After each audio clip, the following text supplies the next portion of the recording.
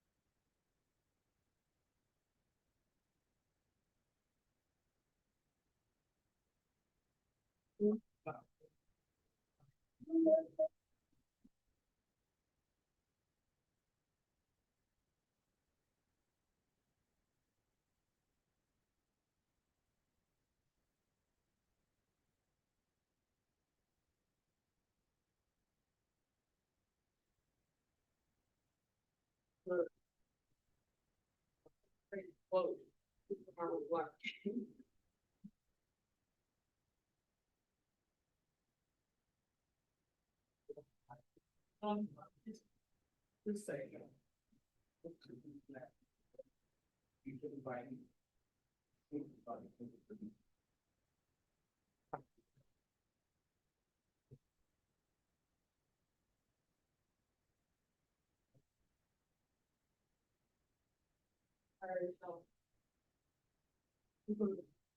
All right, Uhuru comrades. All right, my name is Bakari Olatunji. I'm the president of the International People's Democratic Uhuru Movement. I want to welcome everybody to this Sunday rally at InPDUM sponsors. International People's Democratic Uhuru Movement is an organization that's been around since 1991, fighting for the democratic rights of African people. And this is meeting that's being held here in Aquaba Hall. Aquaba means welcome. So we hope everybody feels welcome here. The organization is led by the African Black Power in the 21st century. And anybody who's interested in joining the organization can go to inpdum.org. We hope that people will join. We have a motto here: if we fight, we will win. And we know as African people, we have a lot of things to fight for, which some of the things we'll be talking on today. And we'll be talking on today about a victory that we've hard-fought victory that occurred here yesterday, a history-making victory that we're going to speak to later on in the program. Our rallies are held every Sunday here at 3 p.m. And that's really important for people who are here in St. Louis and those who aren't. For people can also see us on Burning Spear News or YouTube channel or Facebook. And we encourage our online viewers to please share and subscribe to the Burning Spear TV and YouTube channel. Before we continue, I would please ask everyone to stand and sing along with the African National Fight Song.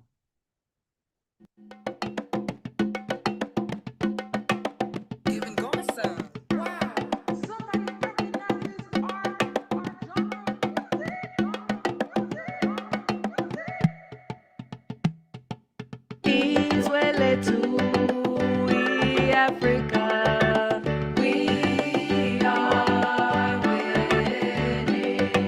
Shout Uhuru for our freedom. We are winning. We'll dance and sing songs when revolution's won. We are winning. Africa's best.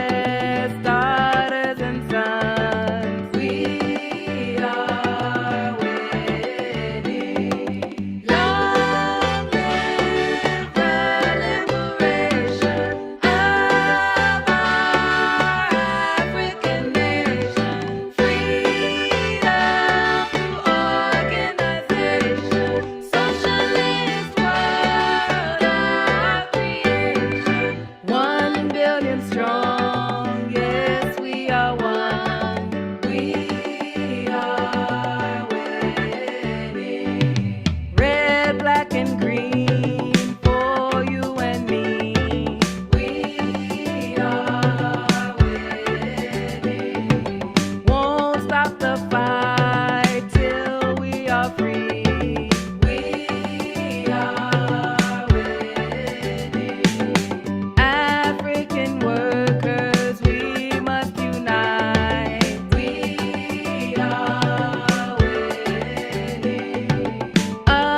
That's white power, the parasite. We are winning. Long live the liberation of our African nation. Freedom to organization. Socialist world, our creation. 1 billion strong, yes, we are one. We are winning. Viva Haiti, who first set us free. We are winning. Carry the torch of Jean-Jacques Dessalines. We are winning. Où peut-être, où les cailles. We are winning. We will rejoice when the colonizers die. They die. We are winning. Long live the liberation of our African nation. Freedom to organization. Socialist world, our creation. 1 billion strong, yes, we are one. We are winning. Fight like Fannie Lou and Malcolm too. We are winning. Remember our struggle, always be true. We are winning. From Harlem to Brazil to Azania. We are winning. We fight and live for free Africa. We are winning. Long live the liberation of our African nation. Freedom to organization. Socialist world, our creation. 1 billion strong, yes, we are one. We are winning. Patrice Lumumba's life won't be in vain. We are winning. Keep up the work in Marcus Garvey's name. We are winning. Independent and free is what we will be. We are winning. Africa will bask in our victory. We are winning. Long live the liberation of our African nation. Freedom to organization. Socialist world, our creation. 1 billion strong, yes, we are one. We are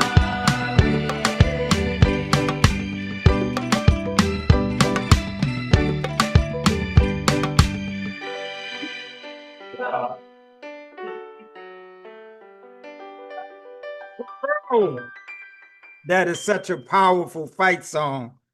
And that's the fight song we live for. And in that fight song, it just mentioned about carrying on Garvey's work. And that's what we do here. And that's what we did yesterday. And we'll talk a little bit about that. I want to thank all of the people who are here to coming out for the rally today. Our theme for today is from Garvey to Uhuru. And we build on the success of the grand opening of Uhuru Bakery and Cafe that most people in this room, if not all, attended and participated in on yesterday. And I think it was a tremendous victory that we're going to speak to. I want to hear from people who were here, there from yesterday, to be able to be a participant in that discussion. I want to play a couple of videos from the flag raising ceremony, which occurred simultaneously yesterday at the cafe, at the Uhuru House, and at the Shambhala Freedom Farm, and at the Vanguard basketball court. The second video is from Chairman Omali Yeshitela on Garvey. And we have these videos to play, so we want to share them now if we can. Uhuru. Fellow citizens of Africa, I greet you in the name of the Universal Negro Movement Association and African Communities League of the World.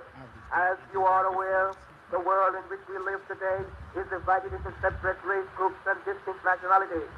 Each race and each nationality is endeavoring to work out its own destiny to the exclusion of other races and other nationalities.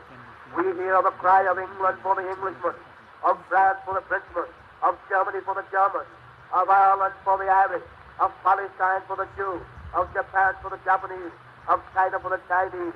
We of the Universal Negro Movement Association are raising the cry of Africa for the Africans, those at home and those abroad. The great problem of the Negro for the last 500 years has been that of disunity. No one or no organization ever succeeded in uniting the Negro race.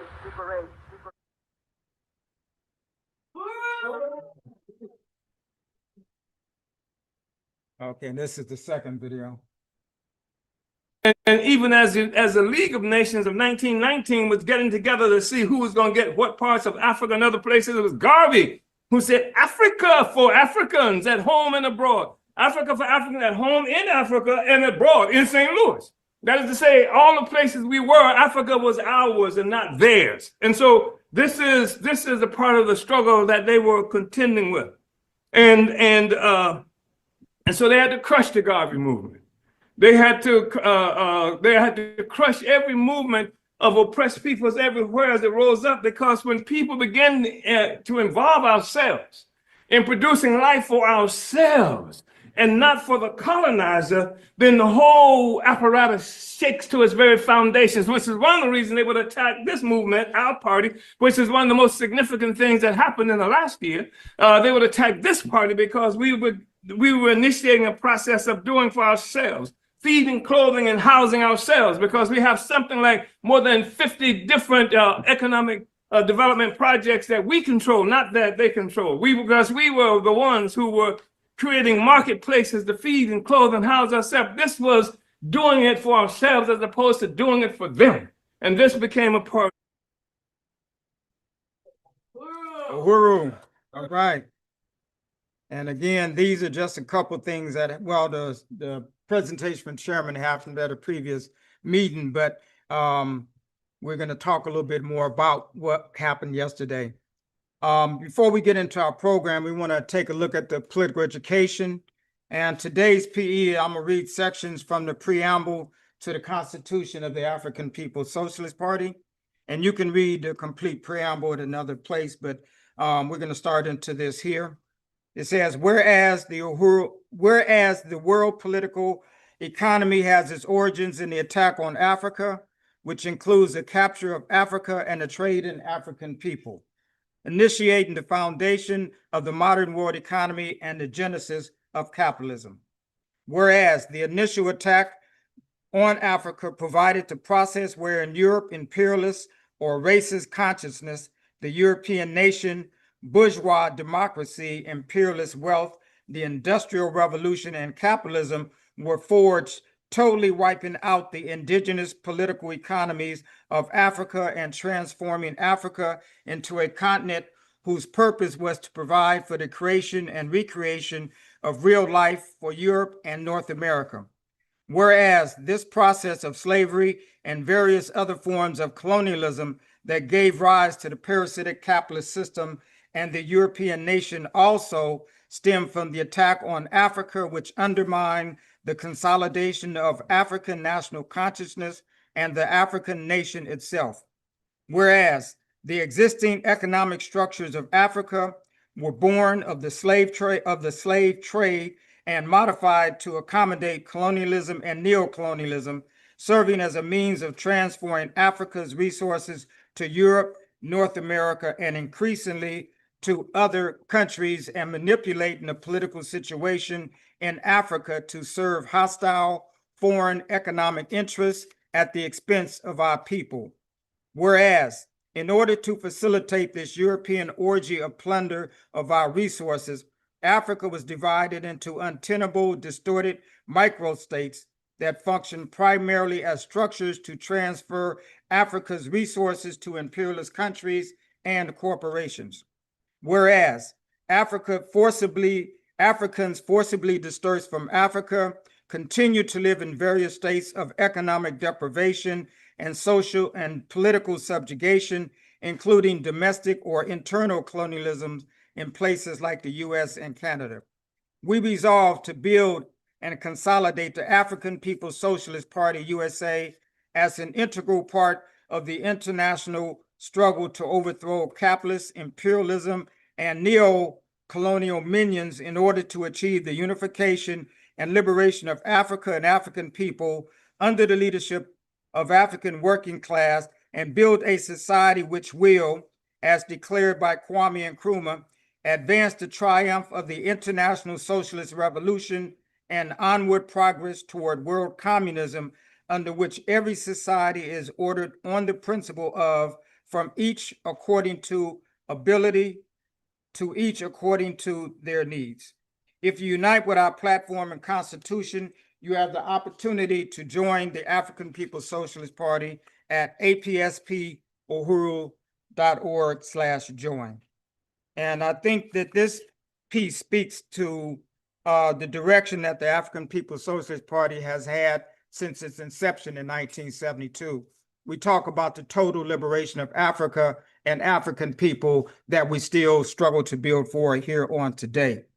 And moving the agenda, I want to bring up and recognize our director of Agitprop, and are you coming up, Akile, now or not?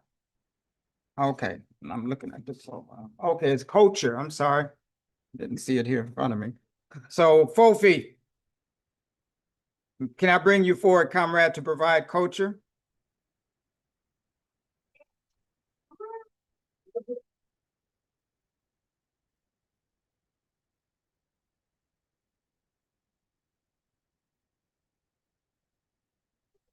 Five that. Thank you, comrade. Uhuru, comrades, this is my favorite spot with the poem. All right.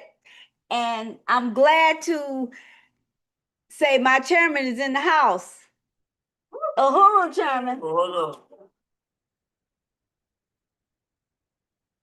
In honor of the events that we're in today and as of yesterday, this is Izwe Letu E Africa. Marcus Garvey had a dream and a purpose for Africans that looked like him. Seeing our opportunities were slim, urged him on, made the reality strong, knowing all Africans belong in a world of self-reliance, opportunity, education, and to live up to our finest potential. Needing a voice of our own in a land meant home, a history rich and strong, access to our roots. He founded a flag to represent me and you.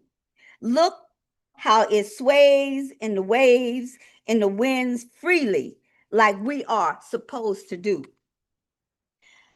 He planned and dreamed, his plan and dreams curve beyond time, before him and after mine, heard in the background and picked up by brave leaders in every stretch of time. You know, you've heard Africa for those at home and those abroad, like Freedom King, Let Freedom Ring, by any means necessary. revolution is the only solution and liberation in our lifetime. But my leadership is Omali Yeshitela. And he said, ease way lay too. Now let me tell you a little bit about Omali Yeshitela. Ease way lay to E Africa. E Africa, E Africa. This is our land, Africa, and Africa is our land. He's the keeper of African truth and freedom. Placed between his ears sit the wisdom of the ancestors and Africa's future hopes. Grandma taught him to read. From stories in the Bible, he learned young of life's conditions, freeing him step by step instructions, seeds that rooted. Let me read through that. Feeding him step by step instructions of freedom that rooted. Got that right. Before he understood life, he was placed to be a fighter for freedom. They knew we would need him. Leading with his heart, smarter than smart, wiser than his years could count, holding on to the gift of revolution, knowing it is the only solution. No, not one day has his journey been easy, yet he glides through it like easy breezy. Moving the African masses lift his spirit. Steadfast with opinions make him tough. When he speaks, he is right on point.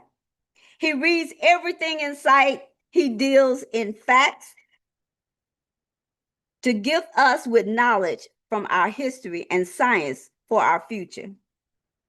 This is the full purpose of this movement. Freedom pushes him on. Truth is his song. He leads with science to bring liberation, teaching us to govern our African nation, leaving no African behind. But you know what? Getting us all in the same frame of mind. This revolution is alive and true. Don't let us leave without you. Maybe not tomorrow, but someday soon, we will move by the Uhuru Sasa tune. Ease way lay too. Yeah. Ease way lay too. Yeah. Uhuru, Chairman Omali Yeshitela.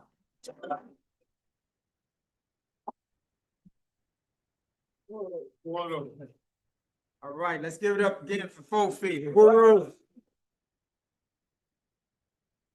It is always great to have our resident poet right here, who's a member of the International People's Democratic Uhuru Movement right here in St. Louis. And I hope anyone who's not a member right here in St. Louis becomes a member on today of the International People's Democratic Uhuru Movement. I just got through reading the preamble to the Constitution of the African People's Socialist Party as political education. And what I wanted to do was open up any questions or discussion on that, anything that I read. If anybody had anything to say, I don't know if we have a mic set up, but okay.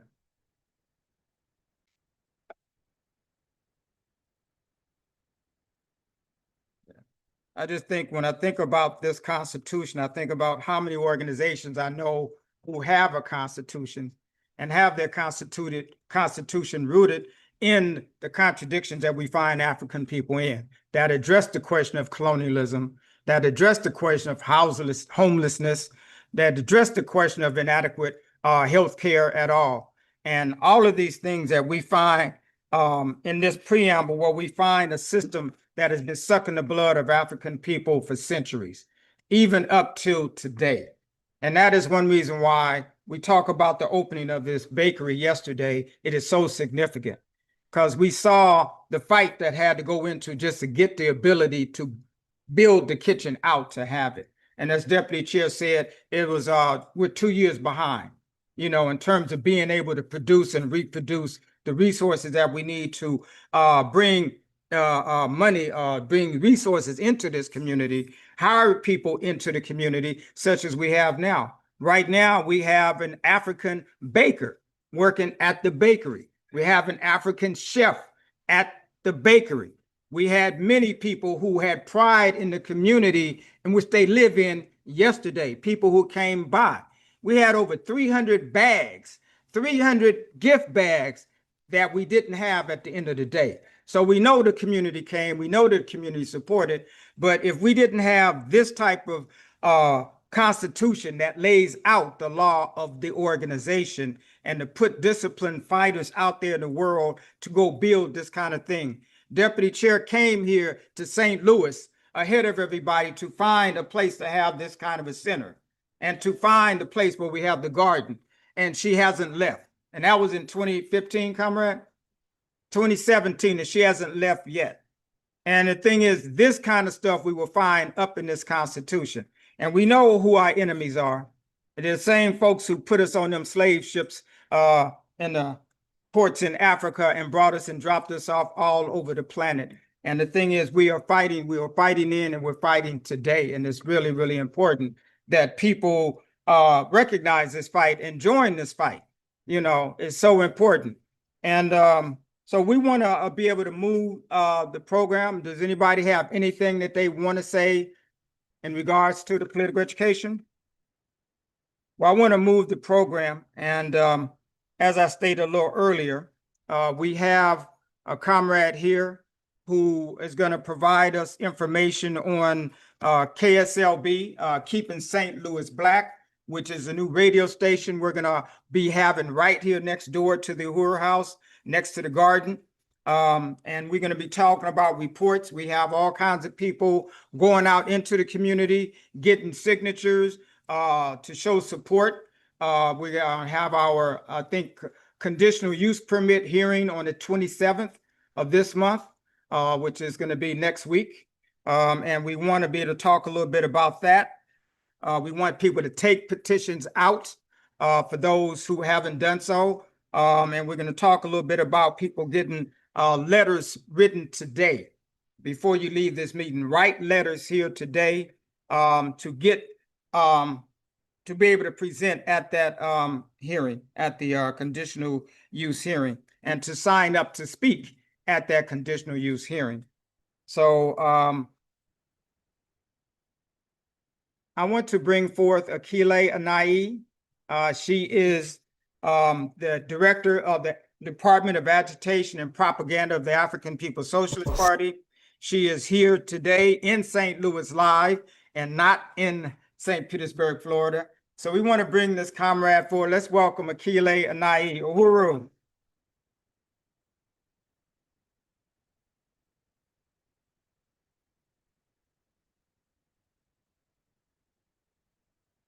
African women must lead. African women must lead. Uhuru, coming from the deputy chair, Onas Shatella herself. Uhuru, thank you, Comrade Bakri, President Bakri, and salute to my leadership, Chairman Amalia Shatella, Deputy Chair Onas Shatella, off the heels of an incredible, historic grand opening of the Uhuru Bakery and Cafe. Uhuru. And we just keep moving, just keep building. And I'm here to excitedly announce the coming of Black Power 94.1 FM radio station to Northside St. Louis.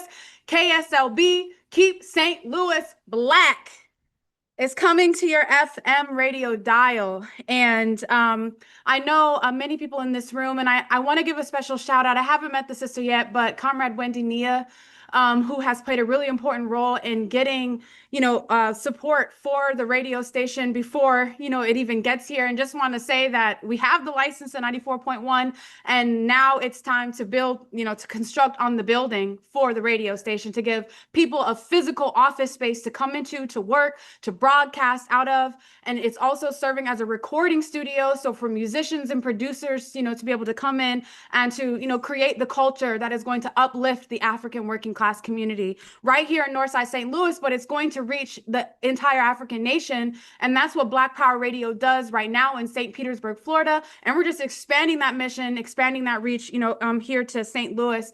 And I also want to salute Comrade Makeda because of the incredible cultural workers that she has pulled together.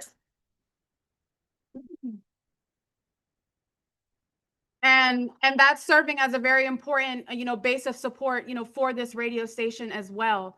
And so, and thank you to all of you who have already signed the petition before we go before the zoning board for the conditional use hearing on August 27th. That is a virtual meeting, and we'll be sending out a Zoom link for people to be able to access and participate and attend that hearing. And there's still work to do. So August 27th is the hearing. However, we want to flood them with community support. And so here today, I have some general support letters that you can sign just right on the bottom there that says you support the coming of this radio station. So we want to make sure we get a signature from everyone who lives in St. Louis. If you're a business owner, we have a special letter that we want you to sign as well. And you can also take letters out into your community. You can write your own letter, and you can also take out a petition, into your neighborhood, into your community, and turn those all back in. Comrade Kinge, I also want to salute this comrade who has been helping to organize volunteers to go out and to take, the petitions, to take the letters out, who has been collecting all of those things, for Black Power 94.1. And lastly, the radio station is coming, which means we need volunteers, we need radio station managers, programmers, broadcast experience or no experience, but just interest, because these are things that we can train in. We want you to sign up to volunteer as well, because you're going to be the first ones we're calling on to attend these meetings to get this radio station up, running, and out into the world. And lastly, I just want to announce that on next Sunday, August 23rd, is going to be a special Sunday rally talking specifically about this radio station project coming and showing what it is that we already do in St. Petersburg, Florida, because we're not reinventing the wheel. We're just expanding. The Uhuru movement is just growing our capacity in what we do. And we're going to hear from the station manager in St. Pete for the radio station. His name is Eddie Maltzby. He's the best blind DJ, 100% blind station manager, and, is just an incredible leader in this radio station. We're going to show the impact of Black Power 96, what it has meant to the St. Pete working class community, Black working class community. And, some of those things include like emergency alerts. We know that a tornado devastated the Northside community last year, and, and we lost community members as a consequence of the negligence of the city of St. Louis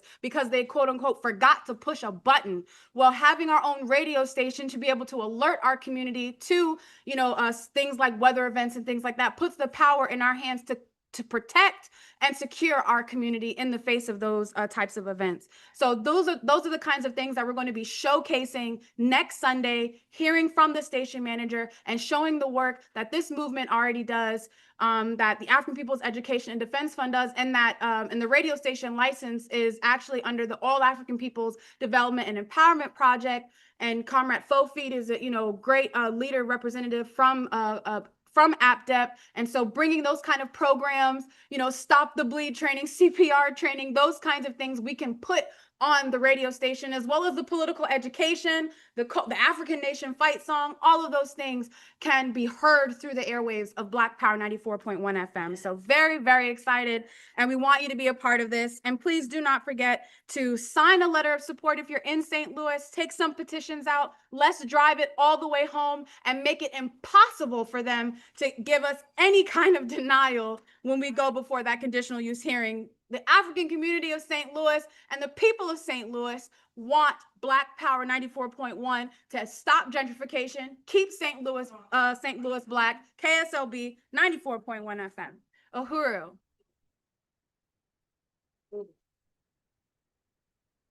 All right. KSLB 94.1, keep St. Louis Black. All right, I like that. So what I want to do next is bring up my leadership, the leader of the African Nation, the comrade who's been given his life to see the redemption of Africa and African people to their righteous place. Let's bring forth Omali Yeshitela. Uhuru. Uhuru. Uhuru. Uhuru. Thank you, President Bakri, for the introduction. I want to express appreciation to everyone who is here as well. And I want to join in with all the salutes that we're offering for the incredible event that we had on yesterday, the grand opening of the Bakery Cafe, Uhuru Bakery Cafe, another addition to the Black Power Blueprint, to the development of what is now characterized as the, how do we put it now, the Uhuru Valley? Is that what we're talking about? Yeah. Of course, yeah, we know it's the, you say Uhuru Corridor? Yeah. And also, I want to extend a really important salute to Comrade Deputy Chair Ona Zene Ishatella. I do.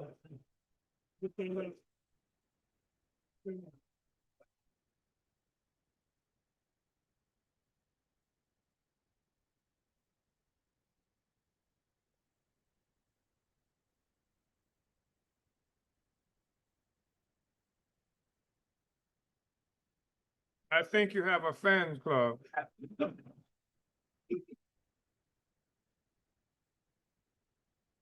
You know, our objective here is to win our liberation.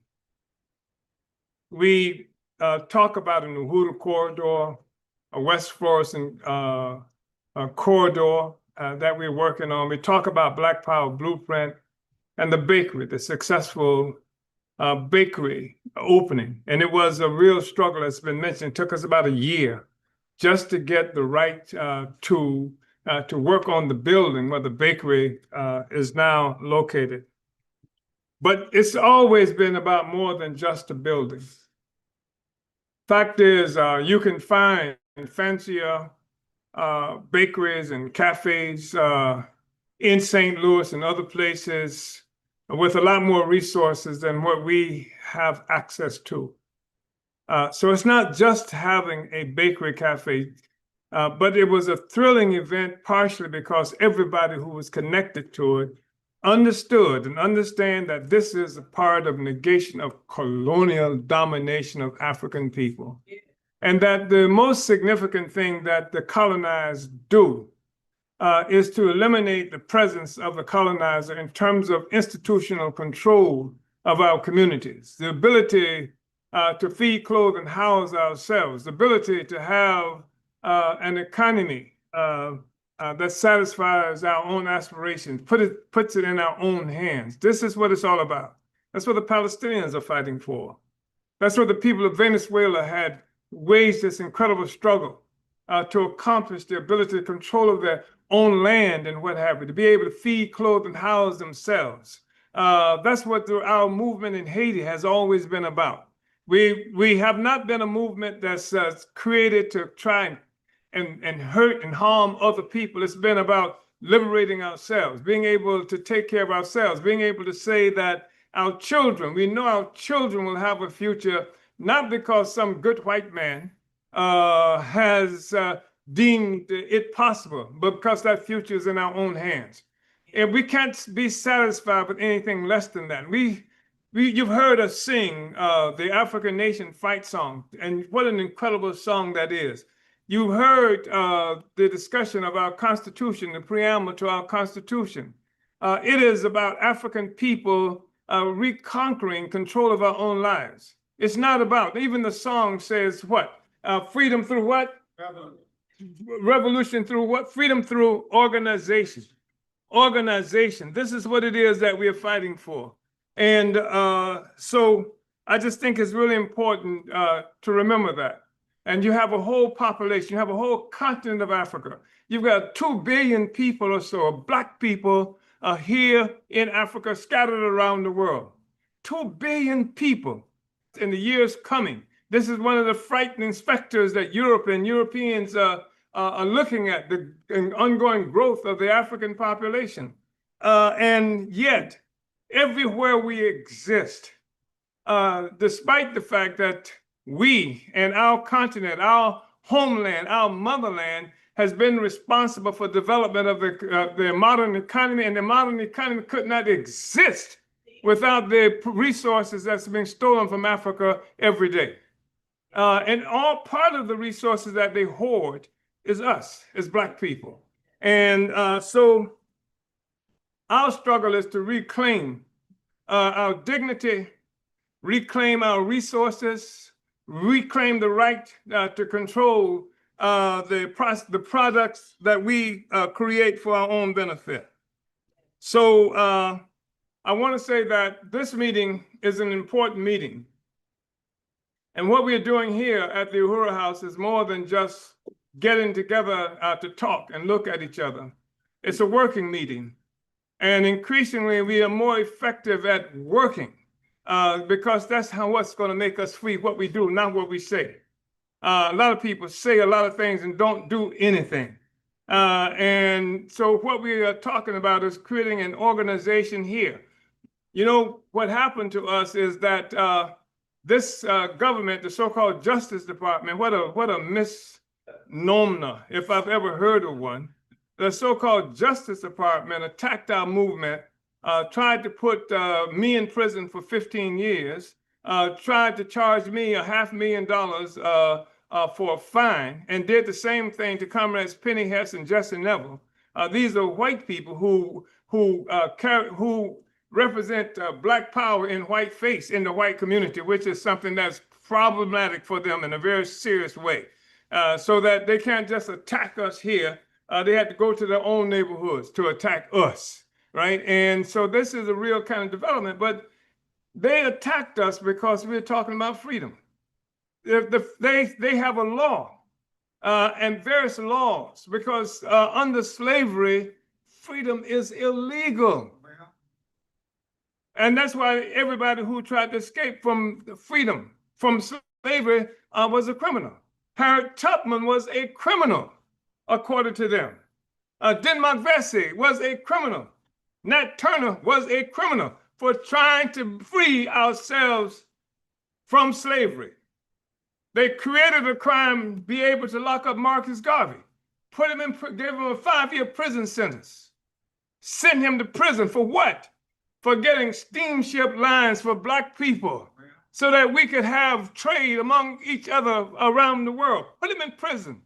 And this is the kind of thing that they would do to us, given an opportunity because of what?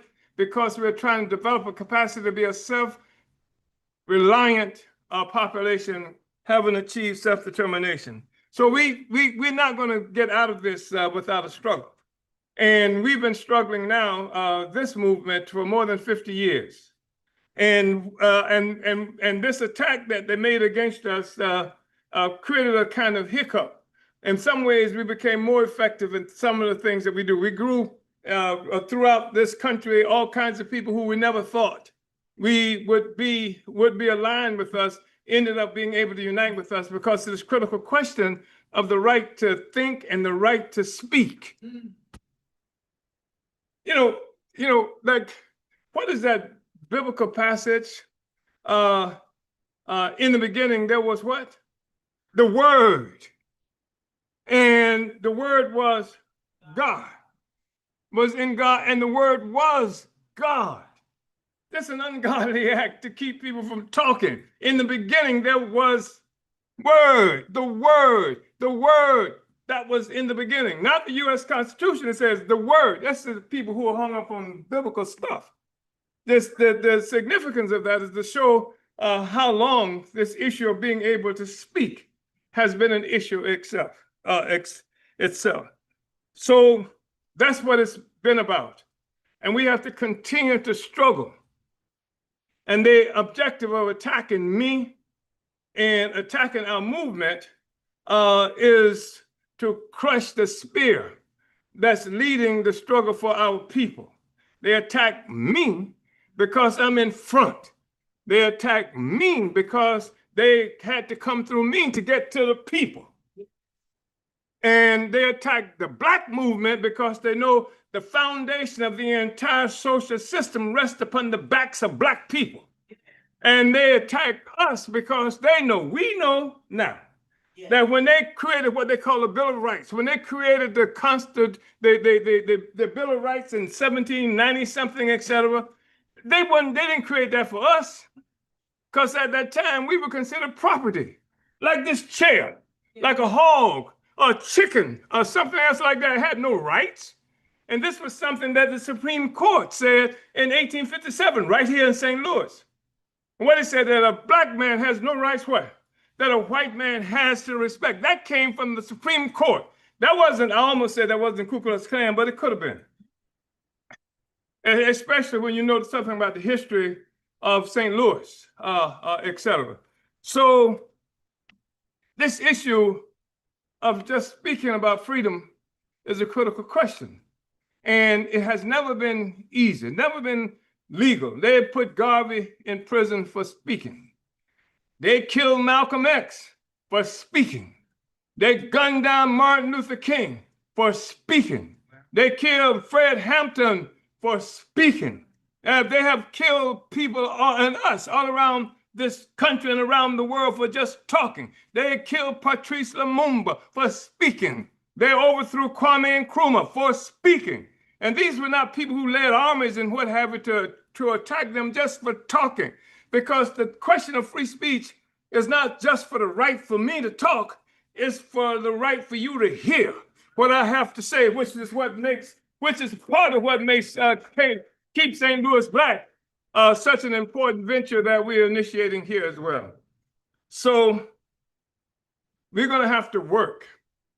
And I really want to, in saying that, to extol all of you who have been just incredible forces working for this movement, working for our people, and more specifically around the task that we are confronted with right now. Of course, I could talk about 4 feet, and I could talk about the Black Ankh, and I could talk about Stop the Bleed work that she does, and all of that stuff, and we'll talk more about that because we're going to be talking about on the radio soon, right here. But I also want to talk about Sister Wendy. And I'm mentioning Sister Wendy because she's in the vanguard of getting these petitions and getting these letters signed that's going to make it extremely hard for them to deny us the right to be able to finish the work in that building where Uhuru Radio is going to be. Can we put up what that looks like, what do you call it, the rendition, the rendering of the radio station? I want you to see it. Because the radio station is right here, right across here where the market is, where the garden is located. You don't have it? Oh, okay. I thought we were able to show it recently. I don't know. We don't have it, Akile. You don't have access to it. I just think it's to see it. It's beautiful, and the changes that we are making here are just extraordinary. But that's a threat, because what does it mean? People used to mess with us, and some of the Negro leaders. They mess with us. They get upset with us because they see all this change that's happening here. All this, and people come and say, "Look, see, I've been here.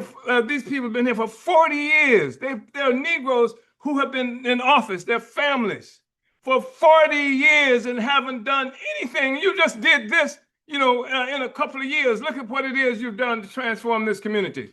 And the thing is, if we could do this with the pittance that we have access to, what could the state do? What could the government do if it intended to do something?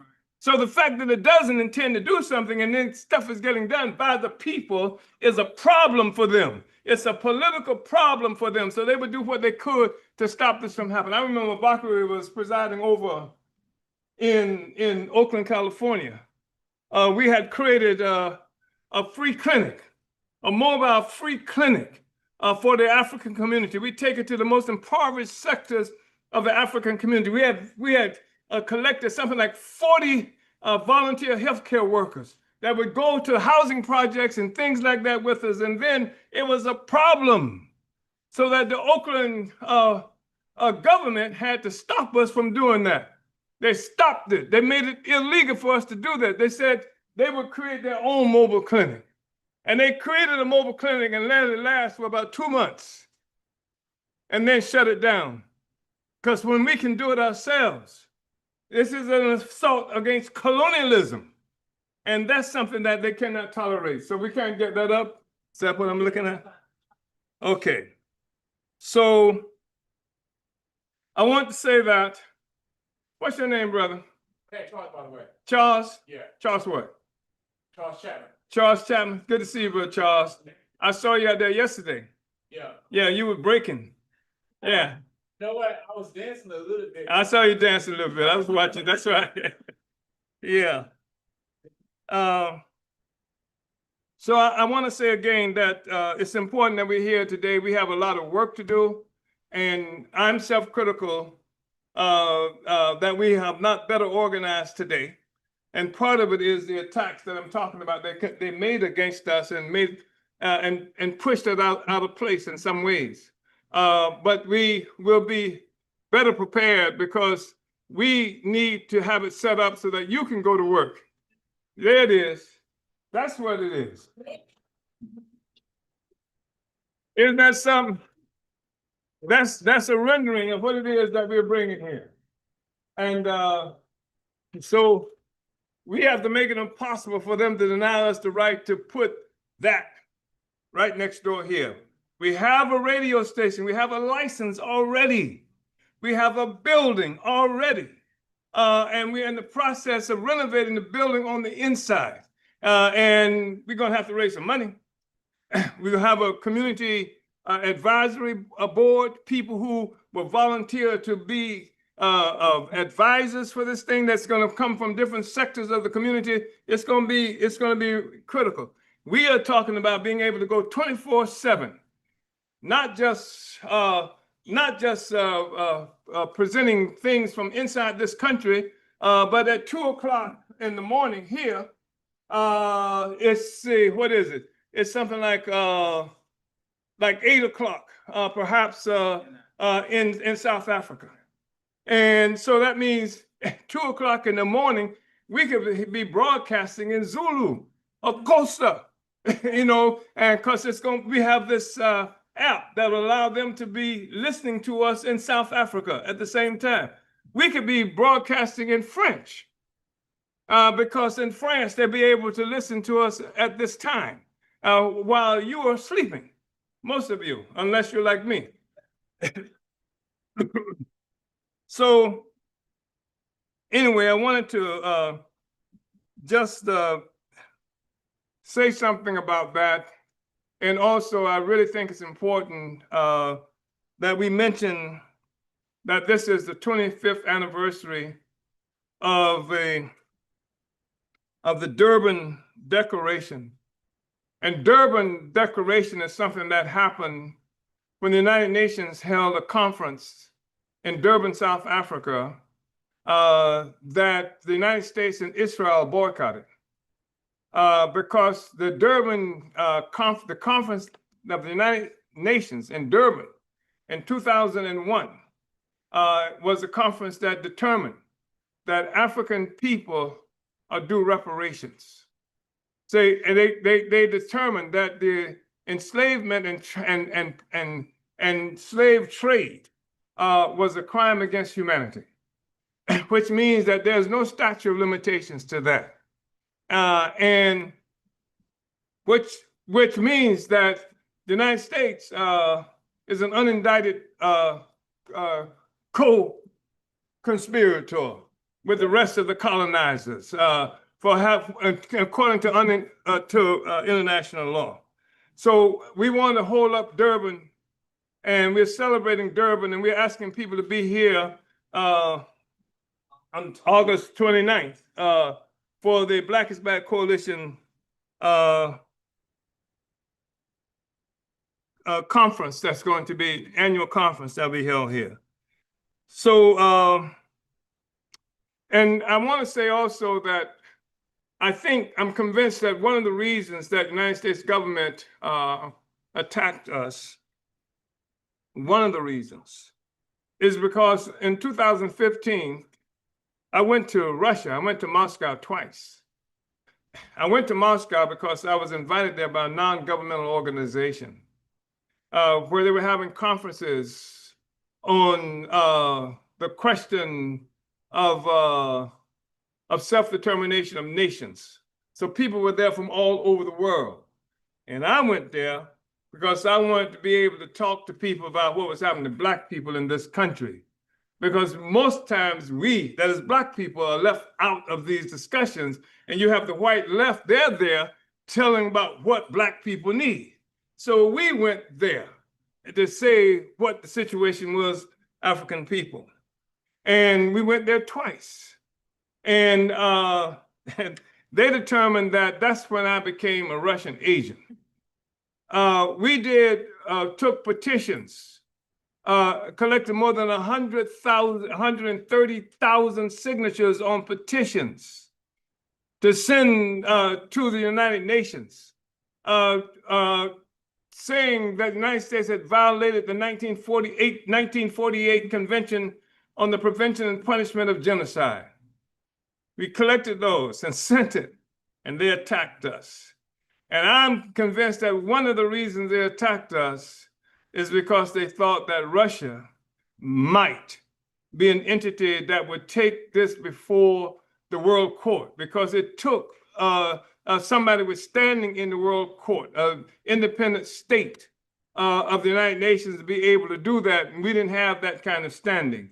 And so we sent it to the United Nations, but they snatched it and they stole all of the from this online. The 130,000 signatures, that's a lot.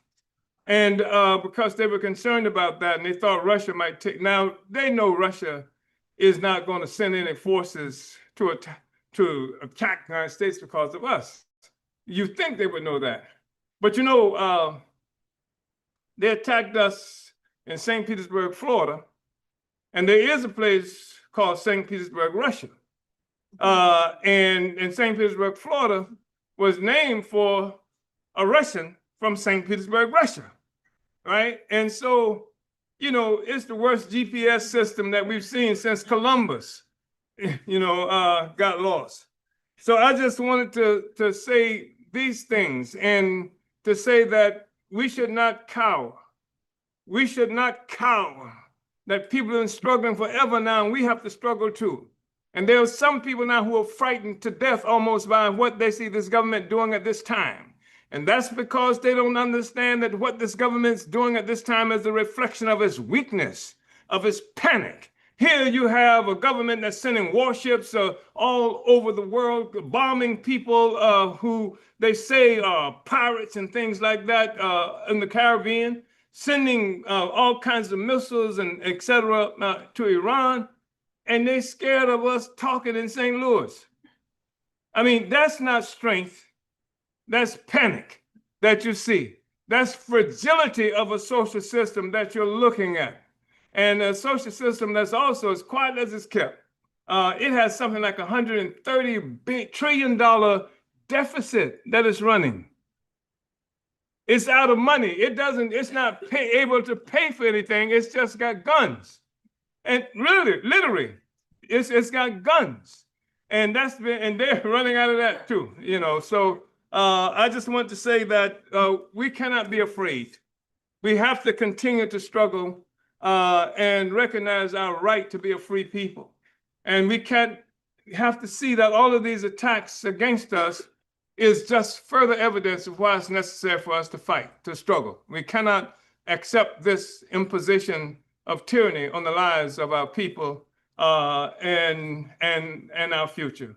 So thank you much, brothers and sisters. And I know Comrade President Bakri is sitting there and up in front, people are pointing to their watches. And I think that I don't think they think the watches are missing or anything. But I appreciate this, and we have work to do, and there'll be some discussion about people taking out letters, taking out petitions, and we will be better organized to make that happen coming forward. We have to create a Black community convention here so the Black community can come together and create its own agenda, collective agenda that will decide and determine for us, not the Democratic Party, not the Republican Party, but our people coming together around an agenda that we create ourselves. Doesn't matter what ward somebody is located in. Because the wards don't mean anything to the ruling class. The wards don't mean anything to the ruling class. They set rules, and sometimes you hear politicians here saying, well, I can't come over there because that's not my ward. Well, that doesn't keep the slumlords from coming here.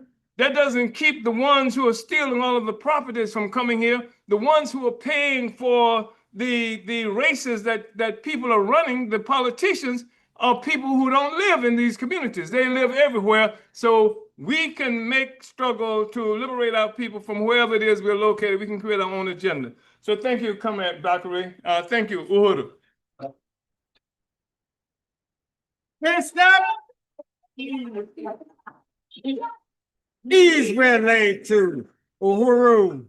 All right, I just want to really appreciate the chairman for bringing that wisdom to us. And what he said about organization is fundamentally important. We need to be organized, not mad, but organized. And with that said, I want to recognize some people in the room today who are part of organization. Well, I think some of you have met Akile Anai, who was up here a minute ago. Uhuru, the director of agitation for the African People's Socialist Party. I want to recognize Kenya Yeshatela, who is in the, stand up, Kenya, stand up. All right. We want to recognize Jainaba Lumumba, who is the Southern Regional Representative of the African People's Socialist Party, Uhuru. I want to recognize Comrade Saeed Kambo, who is the International Secretary for the International People's Democratic Uhuru Movement. And everybody here should be a member of the International Democratic Uhuru Movement. If not, you have a self-criticism to make before you leave out the doors today. So, you know, all that is really important. It's really important for people to join organization. You can join the African People's Socialist Party, you know, and I want to join the chairman in recognizing Comrade Wendy Nia. This comrade, I was in California a couple months ago, if that long, and I recognized this comrade coming to these meetings, talking about the reports on how she did the work, where she did the work, and how many petitions she brought back. And I was just stunned. And to come here and meet her in person and talk with her and hear her enthusiasm carrying out this work, it wins me.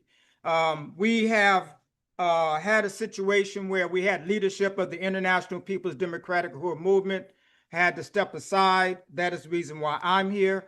And we also had local leadership here in St. Louis.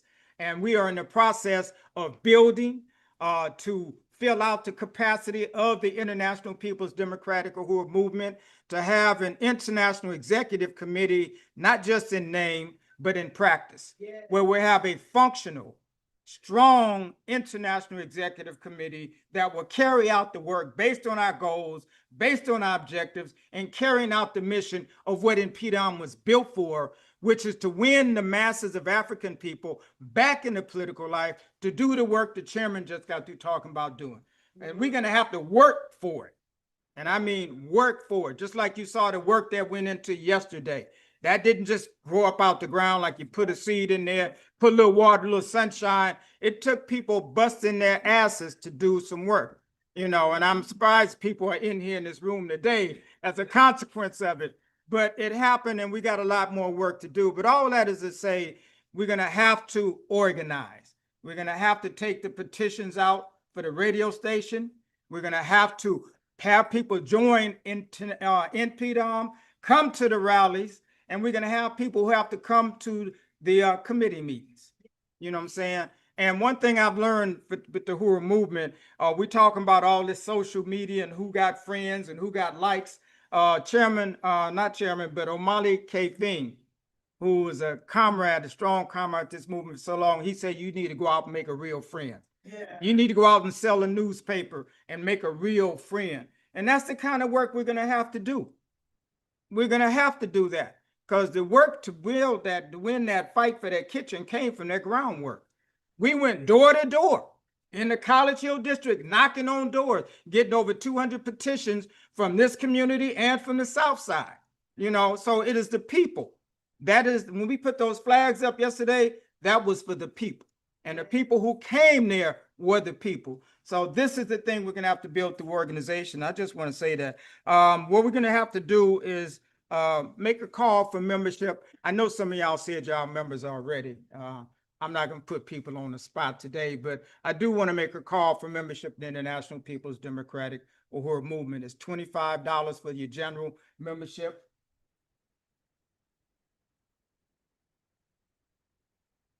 Where's 4 feet? All right, I'm not gonna steal your thunder. I want to bring her up to make a call for membership and resources. Uhuru, you sit back there in the cut, huh?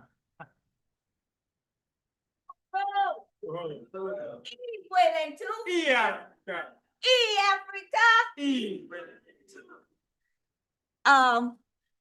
Comrades, now is the time that you can get yourself into the action by being a part of the Uhuru movement. But first, I'm here to get to our but let me tell you what's wrong with me. Yesterday after the event, I found myself at the City Winery. And I met this young lady a few months ago. And I was telling her what I had just left from. And she said, I want to be a part of that. I want to do what you do. So she's volunteered as part of Project Black and she came today. Girl, I'm just, you know, when you're excited about what you do, it affects other people.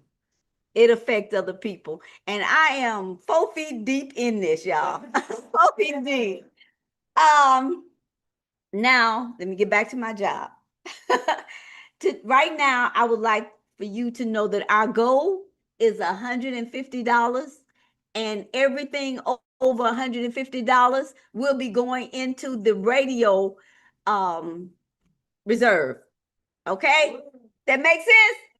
All right. So I know we're gonna get about $300, but in the meantime, comrades, the goals that we put forth and the money that we collect is put right back in the community. You see it every day when you see these flags hanging. You see it every day when we're in this warm, cool, we're in this hot weather, but we're in a cool building. And you know what? When you come in the wintertime and it's cold outside, it's warm in here. All right? You see it in the flyers that you get. You see it in the broadcast that you hear.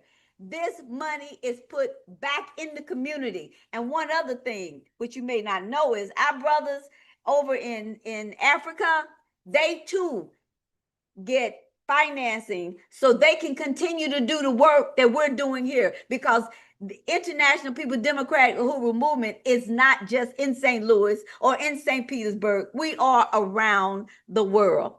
Okay? So with that being said, I will start off with $25. Okay, it's another 25. Another 25.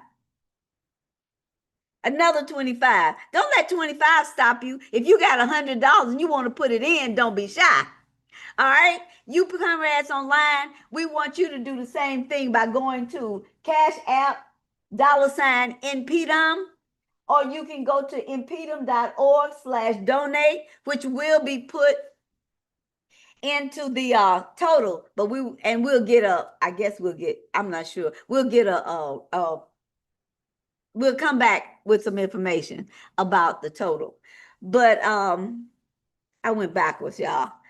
Who has $100 that want to put into give to this organization so we can continue to grow?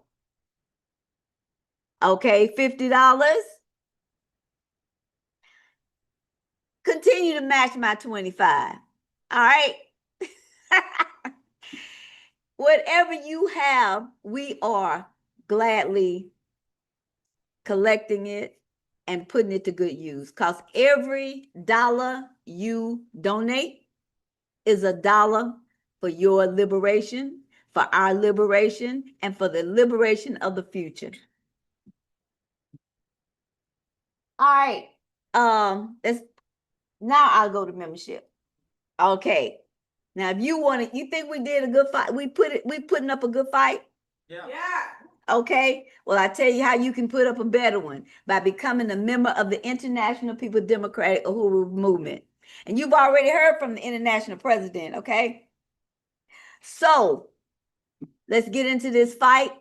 One finger gets broke when you hit somebody, a fist leave a dent. The organization is your fist. Join it, be a part of it, and let's make a dent in colonialism. They done made a dent in us for too many years. It's time for us to push them off and make some changes that's going to benefit the Uhuru movement and everything that we do. It is InPDUM.org/today to join InPDUM, which is $25 for general membership for 1 year. $10 will give you the Musa Abantu level InPDUM membership. That's the annual membership for students and the unemployed. We want to meet you wherever you are. If you have a relative or a friend or anyone that you know that's behind bars, we want to get them the George Jackson Desi Wood level InPDUM membership. It is $5 a year. What does that do? That get them on the list to get a Burning Spear, which is a newspaper of the world and African people. It gives them a chance to see what's happening out here. So when they come out, they will stay out because they'll be organized when they come out. It's getting them information. So comrades, any level, if you really want to be a part of this, you can let us know and we'll hook up Comrade Bakri to give you the role, the things you need to do. And with that being said, I'm out. All right. Uhuru.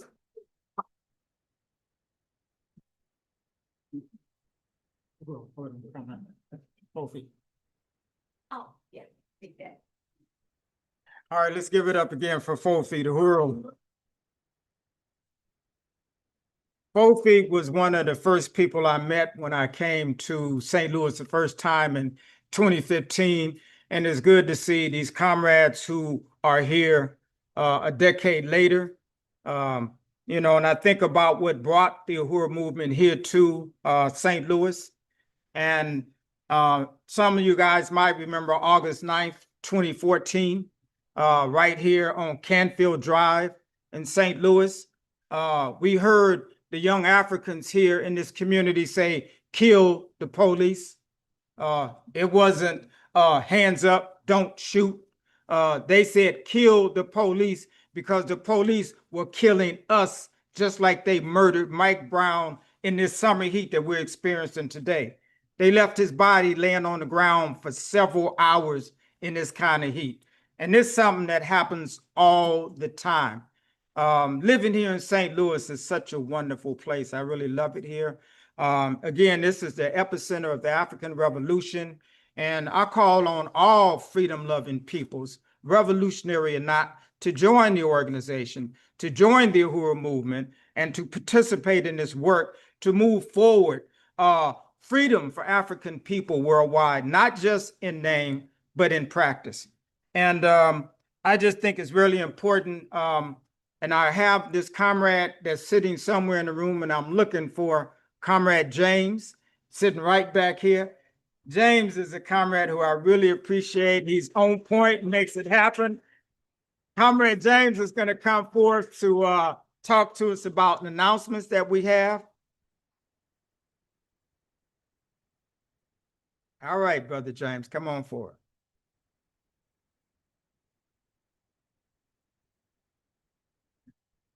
How everybody feeling today?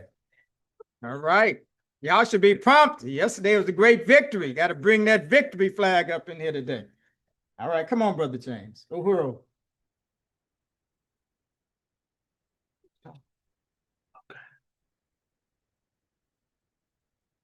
All right, ladies and gentlemen, what's good? I am glad to see you. Uhuru. Uhuru. Yes, my name is James, and these are your announcements. We are streaming live from the Burning Spirit TV YouTube channel, the online voice of the International African Revolution. If you are watching online, please give us a like and subscribe to this channel. It helps the algorithm to reach a broader audience. Burning Spirit TV has also just launched its paid membership program, offering a 20% off promo code for the burningspear.store, where you can find books by Chairman Amali, as well as other Burning Spear merchandise. Basic membership is $4.99 per month. We encourage you to support this important platform by clicking the join button and signing up. In case you missed it, you can watch our historic September 2025 annual InPDUM convention on the Burning Spirit TV channel. Be sure to click the dynamic presentations by Matsamela Odom, Amali Yesatela, Jesse Todd, and many more, as well as reports from Africa by Louise Kinshasa and Tafari Magure, and much, much more. Volunteer work days at the Freedom Farm is the first and third Saturday from 9 a.m. to 12 p.m. at 3905 West Florissant at Linton. You can have no experience or experience, come on, get involved. We'll train you. You can call 314-389-8016 or email us at volunteer@blackpowerblueprint.org. We don't wait for change, we grow it. Right on. Support KSLB. That'll be Sunday, August 23rd, 2026. This is what Black Power Radio looks like, featuring DJ Eddie and director Akil Naeem, Dr. Akil Naeem. What is it? Akile Naeem. That's good. Black is Back Coalition for Social Justice, Peace and Reparations. That'll be the 18th annual conference. That'll be August 29th and August 30th, 2026, commemorating the 25th anniversary of the Durban Conference. On August 29th, Annual will have its National Day of Action for Arrest, CPS, Stop Kidnapping Black Children. Annual One Africa, One Nation Farmers Market will be Saturday, September 5th. AAPDEP, Stop the Bleed, that'll be Saturday, September 26th. InPDUM RNDP studies will be Thursdays, every Thursday at 7 p.m. Central Standard Time. You can go to tinyurl.com/RNDP studies. The Burning Spear newspaper, you can get your subscription today at theburningspear.com/subscribe. And you can help build the Sunday rallies.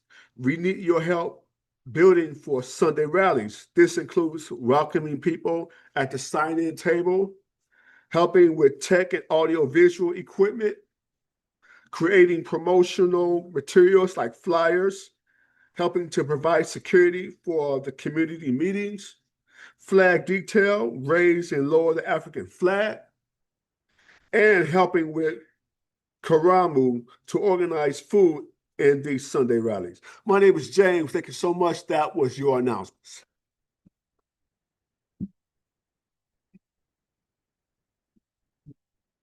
Thank you, James. I I really appreciate Brother James, the world. Yeah, he took care of that flag raising yesterday, boy. I really appreciate that. I want to also bring forth another announcement. Sayali Moyenda. He's gonna give us some information on the Uhuru Bakery and Cafe, I presume. All right, Uhuru, coming up, Sayali. All right, Uhuru, everybody. So I just want to, once again, I want to thank, just a big time thank you to everyone who made the Uhuru Bakery Cafe grand opening a resounding success. And for the Black Power Blueprint and for the Uhuru movement, but it's also for the people. You know, that's the main victory, is for the people. And, you know, once again, I want to salute the leadership of Deputy Chair Ona Zanea Shatella and Chairman Omalia Shatella. Their continued leadership has really, you know, made all of this possible. And there's much more to come, of course. So just want to say, you know, while we are opening the bakery this coming Thursday, the 20th, we also have an event next weekend that is a great opportunity to build support for the bakery, the Black Power Blueprint, and the Uhuru movement. And basically, we want people to be able to volunteer with the Uhuru Bakery Cafe at Foodies Eat First Center's experience. And this is a food tasting festival. And we'll be selling 4-inch sweet potato pies and chocolate bourbon pecan pies to a large crowd while the movie Sinners is being played. And Uhuru Bakery is one of the 5 featured St. Louis chefs. You know, so we're gonna, that's a 2-day, that's a 2-day thing, Saturday and Sunday. And I'm going to go ahead to this next slide here. So we're going to be baking from 2 to 6 p.m. on Friday, August 21st. And you can staff any hours that you can from 8 a.m. to 10 p.m. on Saturday, August 22nd, or on Sunday from 8 a.m. to 7 p.m. on August 23rd. So it's going to be a long day, but it's really going to continue to promote Uhuru Bakery and Cafe, promote the Uhuru movement, because we want to continue to promote and get, you know, more people to participate in this process, because there ain't no other organization out here doing what we're doing, and we want to continue that forward motion. So I just wanted to put that out to everybody. And see me if you want to volunteer, and I will get your information. And then that way we can go ahead and get everything hooked up and set up so that we can have a good presence there, but also we can have people to come in and experience what it's like to bake inside of Uhuru Bakery Cafe. Uhuru.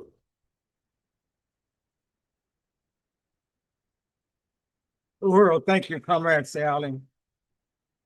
Is there anybody who would be able to participate with that? Please say Sayali Moyenda.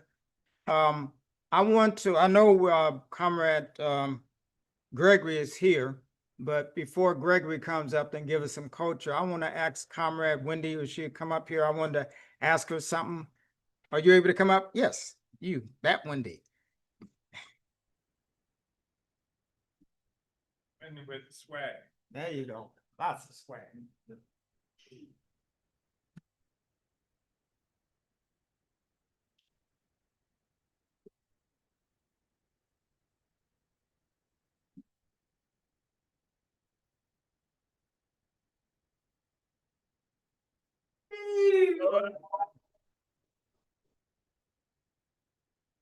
I just want to recognize this sister. She is, how long have you been with the Uhuru movement now? Since April April? of And this year. April of this year. And I'm not gonna get into the petitions and stuff, but I want to hear from you in terms of how did you sum up the significance of yesterday and what you saw and what you participate in? Come on up to the mic. Yesterday, Uhuru first. Yesterday was a magnificent day, and I was talking to the friends of mine that didn't come, because some came and I was proud, but I need more to come, at least on Sundays. But yesterday was magnificent, to the point to where I hope we do this annually, because it was just wonderful. It was wonderful seeing all the people, the presentations, the response from the community. people, because we were on the in the booth on the corner, so we were seeing the people, and they were people that came, and there were some people that were blowing a lot, and they were just in awe. And it was a lovely, lovely feeling. It was so much love. And us, of course, we did a good job, and we radiated so much love, but the vibes was good. And people in the neighborhood, they really liked that because we were showcasing, and we were throwing out love, and they were receiving it, and they really did love that. And I enjoyed seeing it. I enjoyed participating in it. And I really hope that it's an annual thing of some sort, because they want it. They want it. And so yesterday was magnificent. I'm very proud of all of us. And St. Louis, you need to get with the program and get with us and help continue this wonderful, wonderful thing that Brother Chairman is doing, and the wonderful owner Zane. That's a beautiful name. It is. Stand with us. Be with us. Help us continue this so that it can grow, because it's about you. So yesterday was a magnificent day, but every day can be a magnificent day if you come on and get with the program. All right. Love you. I love that I'm in this, because one thing, after I had my stroke, I said, the Creator left me here for something. And I went to the plenary in April, and that's what it was. That's why I was spared. And I'm very passionate about this, because before I felt I was just drifting. But after the plenary and after the stroke, I'm like, okay, I'm going to be purposeful in doing this. And one of my main purposes is bringing brothers and sisters and allies into this, and do what I can do, because I like it. I feel that I'm supposed to do it. Uhuru. Yesterday, when I saw Wendy, she was getting ready to, lead the thing, and she had her petitions in hand. I just want to know, how many petitions did you get signed yesterday? Oh, I have 4 sheets, 10, so about 40, because I was selling merch. But I got, and I got some letters, because this morning I went to the restaurant and I didn't get my support letters, but I got some this morning. So I got about 20 letters, and I think because I can do that. I'm comfortable doing that, so I do it with so much vigor because I'm comfortable doing it, and I need these signatures. I need these support letters. So doing that is like, okay, I'm getting the support. I'm doing what I'm comfortable doing. Yeah. So I think about I think 7 sheets. I got them. I got 7 sheets. The petitions, and about 20 letters from this morning, support letters. Yes, yes. All right, thank you.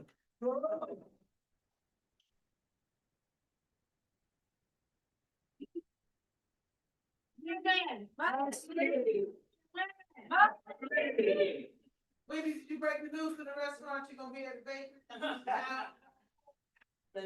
Did you break the news to the restaurant that you were gonna be at the bakery?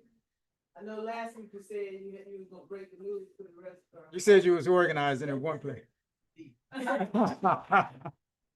She said her new setup spot is going to be Uhuru Bakery Cafe. All right, Uhuru. I just really, and then to go, can you bring him up, or are you going to make some announcement about that? Come on up. Kinga is going to come up to talk about the petitions and the letter of support. Uhuru.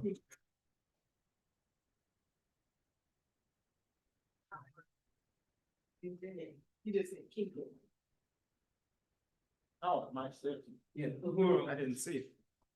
Uhuru, everyone. Uhuru. And I want to join again in saluting my comrade, Deputy Chair, Owners and Names, and tell for such a fabulous grand opening. I really appreciate your fighting spirit, because you don't take no for an answer. You push through, and just the evidence of the struggle we were able to see yesterday, and I'm sure everyone is proud of you, as I am, and just we all should be proud of ourselves for sticking with it as well too. I think the chairman and deputy chair provided some great examples just in terms of the spirit that we have, the energy that we have to have, and the courage that we have to have, because we are winning. With that being said, Director Keeley and I spoke about the petition signatures that we need to get. I wanted to mention also too that UAPO supporter went college still yesterday. You gotta say what Universal African People. Universal African People's Organization dropped off 78 signatures. Uhuru. I'm encouraging anyone that has not signed the petition over the last couple of days to sign the petition, but even more than that, to pick up a blank petition, or 2 or 3 copies, take them out to do like Wendy, okay? Take them to your favorite spot that you visit or frequent, where you know people will be there, where you gather with your friends or family, and get them to sign the petition, but most important, sign today if you haven't. Also, as the chairman spoke earlier, we're gonna get the station up and running, but we need human beings to participate in that process. We need people to sign up to be a part of constructing the radio station. So I'm gonna circulate this, and also you'll find it at the back table. Let us know what you could do. The 27th is coming up shortly, and after that, we'll soon know what the result of that will be. And I feel confident it's gonna be affirmative, but just in case, but we still need hands, we need bodies. So if you can hold a fundraiser, distribute flyers, make phone calls, make an announcement at your organization, or post it on social media, please sign up here so that we can make sure that we get you involved. We want everyone involved. Lastly, Director Keeley spoke earlier about letters. We need support letters. If you haven't written a support letter, I want to thank Comrade James Pennington for getting his in. I know there were others that have made commitments over the last few days to get letters. You can get your letters in today because we have an actual letter here that you can sign. So at the back table, anybody that's not gotten a letter in, raise your hand. Well, meet me back here at the back table. You don't have to worry about constructing the letter. We've constructed it for you. All you gotta do is sign. So those are the things I wanted to add. Uhuru, thank you. Uhuru, all right. Uhuru. Okay, before I call you up, 4 feet, I just had to, can I call somebody? You're gonna do the sum up? Okay, give me a minute. Is Kennedy, are you back there somewhere? Kennedy, can you come get the mic here? I'm gonna put you on spot. Kennedy is a young African who lives right there in a community near the kitchen. She volunteered yesterday, and I didn't get a chance to talk to her about her experience. I loved her enthusiasm, and I just wanted to hear it firsthand from you. My name is Kennedy. I'm learning. I moved from Tennessee. My hometown is Cape Carolina for 30. And I want to appreciate y'all. Like, I don't have no family, so it's new. I just have I have 6 kids, 3 girls and 3 boys, but I can tell y'all my situation it's like y'all are like my family, like y'all welcome me, and me and my daughter, I've been helping the community since I was 13, and I don't have, my mama always told me before she died, God is always gonna appreciate you, give the love back to the people. So I go around, I help homeless when I can. I do whatever I can.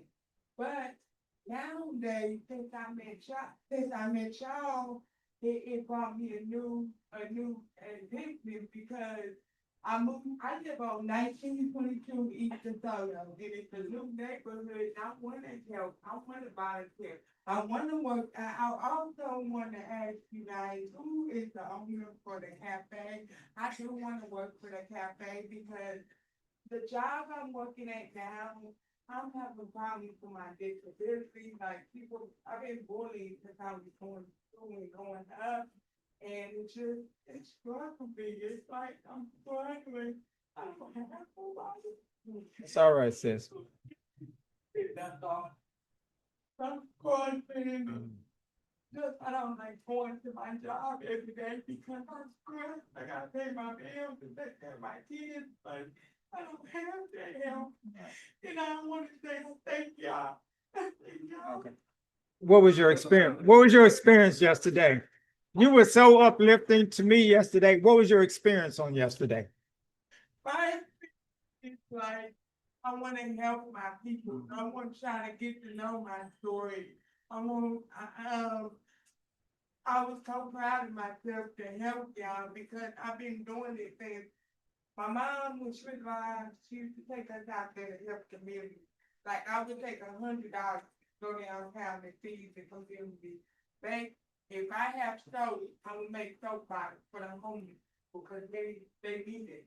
I would donate if my kids don't wear what they don't wear, I donate it downtown to the homeless people. We know we gotta help our community because that's how my mom raised me. You gotta help your community. And I also do want to sign up for y'all membership, but I don't have the money because I'm struggling right now, but it's gonna make it there. Right It's on. gonna make it there. I tell my kids every day, it's gonna make it there. Mom's gonna get a good job. But the job I'm going through, it's like I went into like 2 weeks ago, I went into a mental health and I almost jumped over the grave.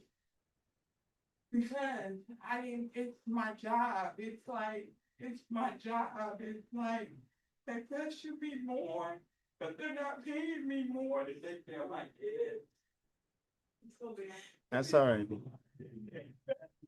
It's like, I don't have nobody. When I think y'all did all of that, I can help. I want to volunteer. I want to be part of y'all. I want to be the membership. I want to do everything. I want my kids to grow up to learn new things. Right on. God bless you. Right. God bless y'all, and I got the love in the heart. I just want to tell y'all, I can't wait to work in y'all bakery. I want to say that I did fill out an application. I put this, and can y'all just let me know because I can stop working in my other stuff. I can't do it. I cannot do it, sir. I cannot. Right on. All right. All right. Thank y'all, accept me and my daughter. Right on. I just really appreciate you, Kenny. I appreciate your energy, your participation yesterday. And I just wanted to hear from you because I know you understand. I don't know. Yeah, Jay. Y'all leaving now? Uhuru. Okay. All right. But anyway, thank you so much, Kennedy. Thank you for coming. You can just set it on the thing right there. Just set it right there. Uhuru. All right, Uhuru. All right, Uhuru. Yeah, so I know Fofi was on her way up here, and I don't want to stop that again. I see you got the baby in your hand, but she's going to come back up and give us a summation on the resources that were raised today.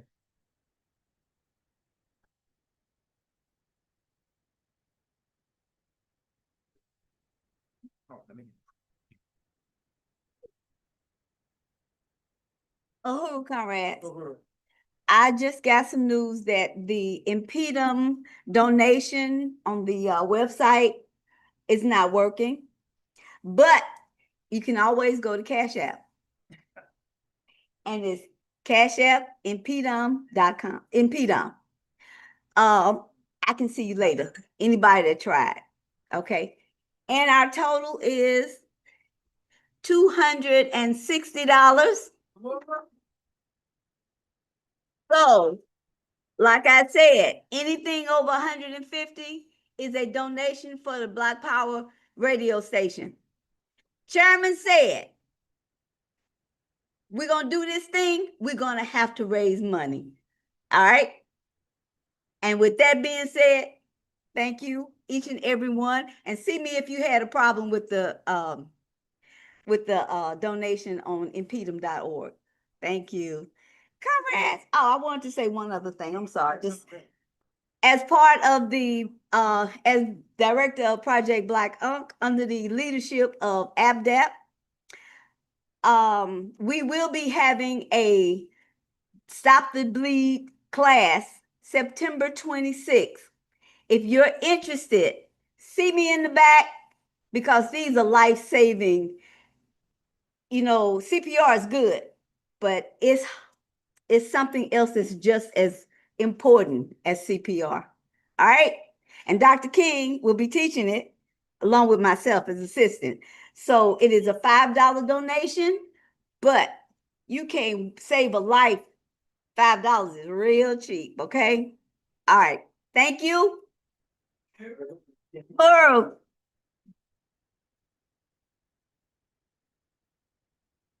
All right, comrade, that's what we got to do. We got to be relentless with these resources, you know, and people got to make a commitment to go down there.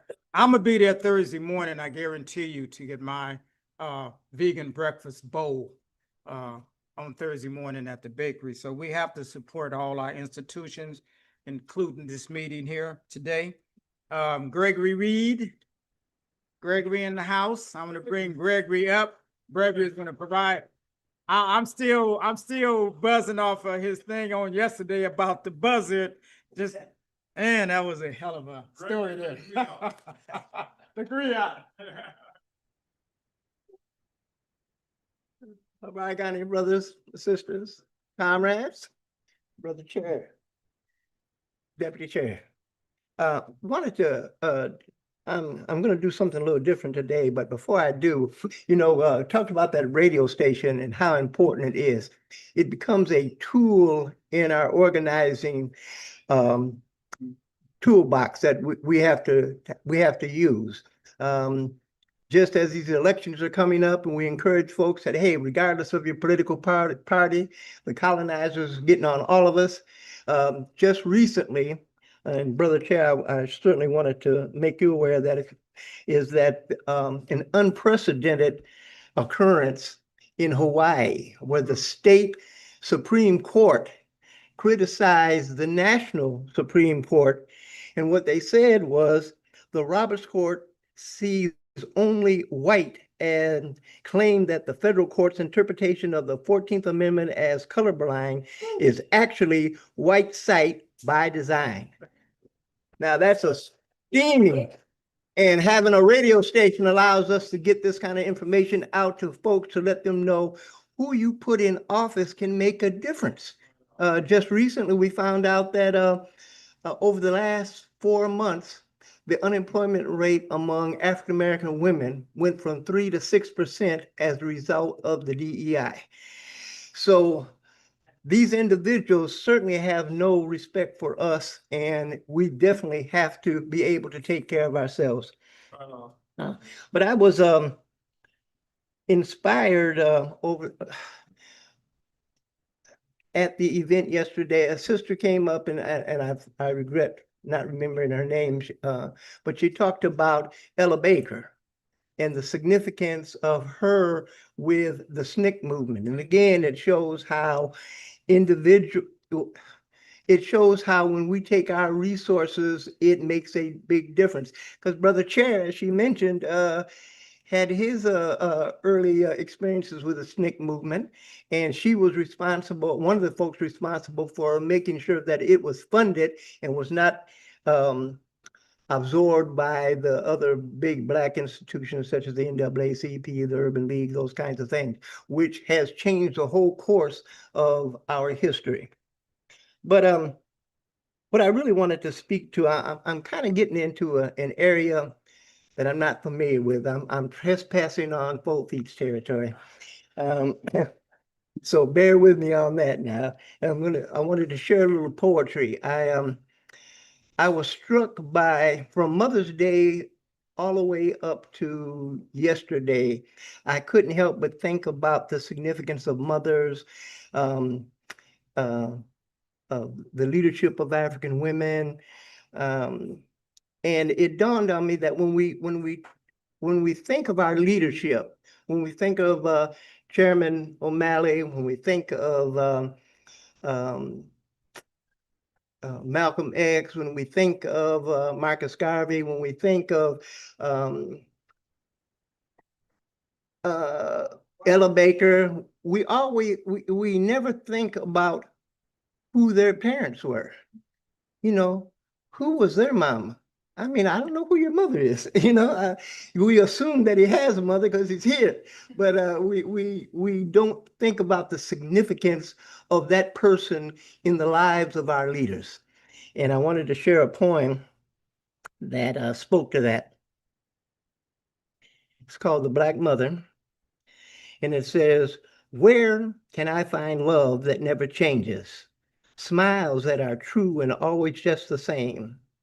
Caring not how the fierce tempest rages, willing ever to shield my honor name. This I find at home, only with mother, who cares for me with patient tenderness. She, from every human pain, would rather save me and drink the dredges of bitterness. If on life's way I happen to flounder, my true thoughts should be of mother dear. She is the rock that ne'er rifts asunder the cry of her child, be it far or near. This is love wonderful beyond compare. It is God's choicest gift to mortal man. You who know mother in this thought must share, for she is all in and is an angel of your clan.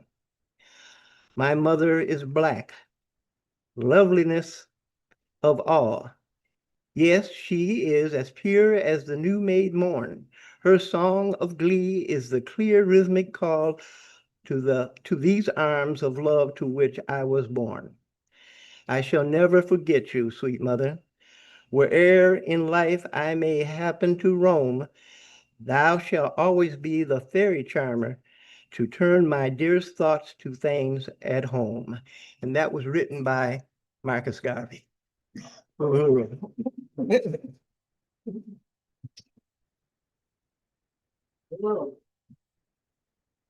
Yes, and Marcus Garvey did have another mother. I know, what year was that, Chairman? We was in Jamaica and went to St. Anne's Bay. Was that 2010? We got to meet Foots, I think was her name. Not Foots. No. Toots. Toots. Yeah. Toots. She was one of the family members of Marcus Garvey there in St. Anne's Bay when we were there visiting. So just thinking about that. So I know he has a mother. I want to know by show of hands, everybody who has never been in this meeting before and found out about it yesterday at the festival, please raise your hands. 1, 2, 3, 4. All right, Uhuru, appreciate that.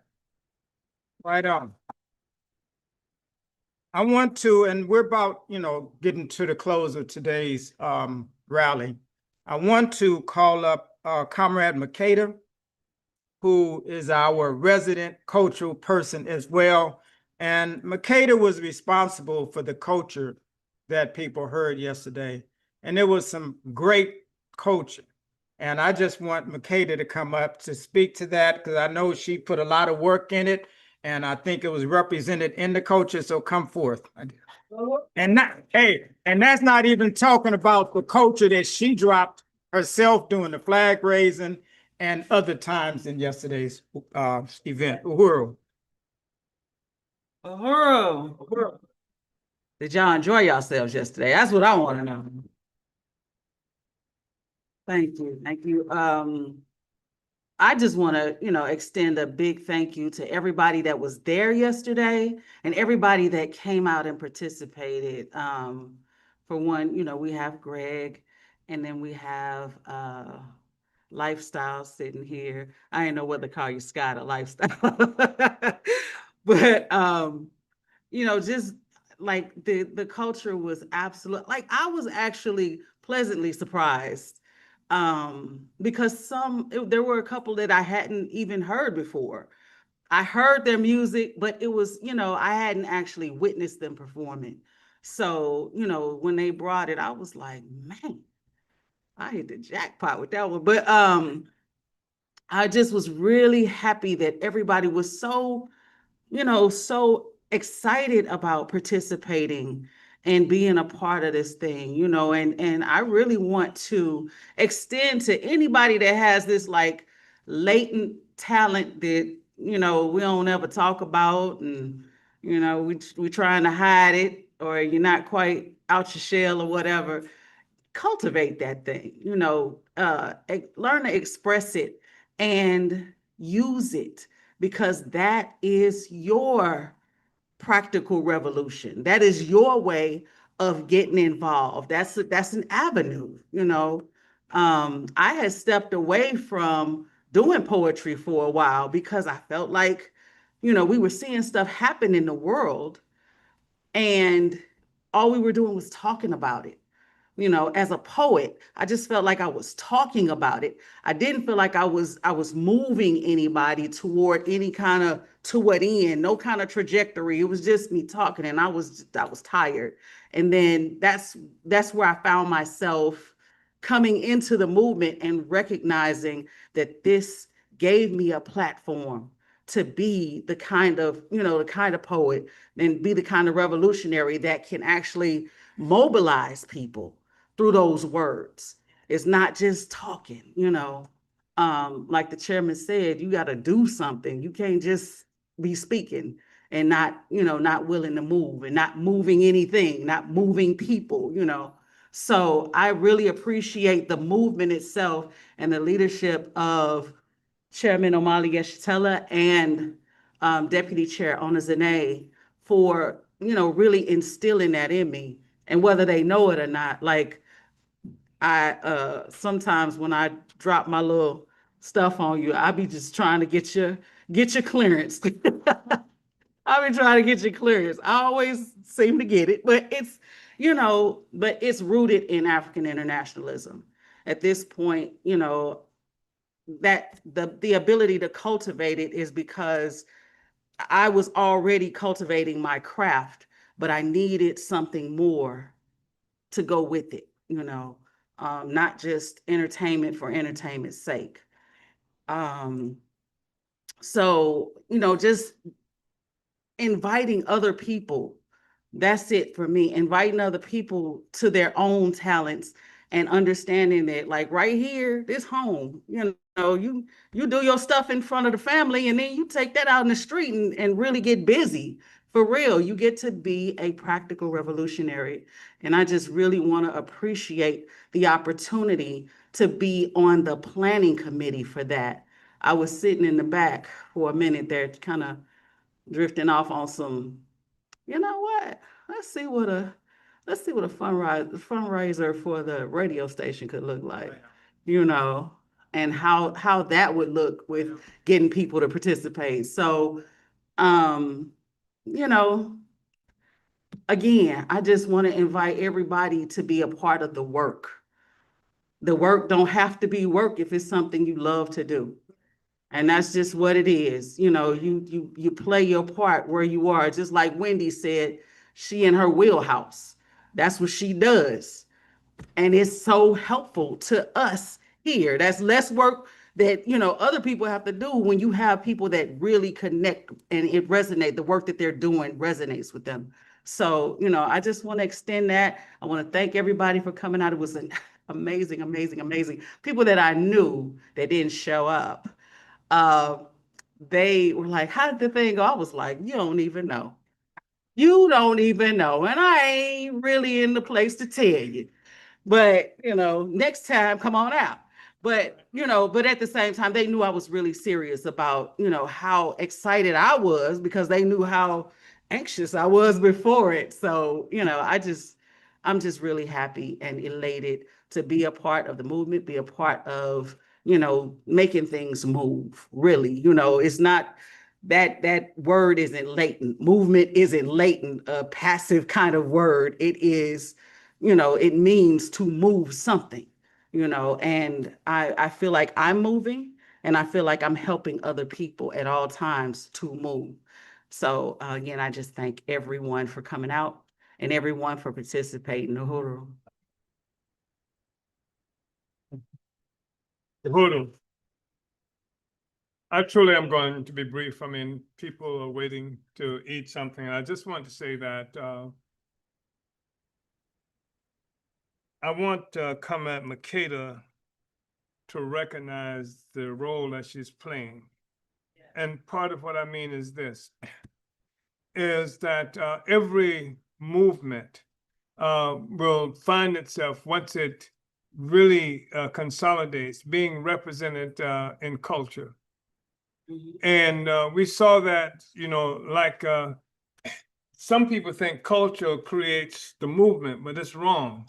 It's the movement that creates culture. Yes. I heard somebody talk about how at one juncture, you know, Aretha Franklin was singing about freedom, freedom, freedom, freedom. And then after the movement was crushed, then, you know, she was singing who's zooming who, you know, this kind of thing. That and I just think it's really important what you just said.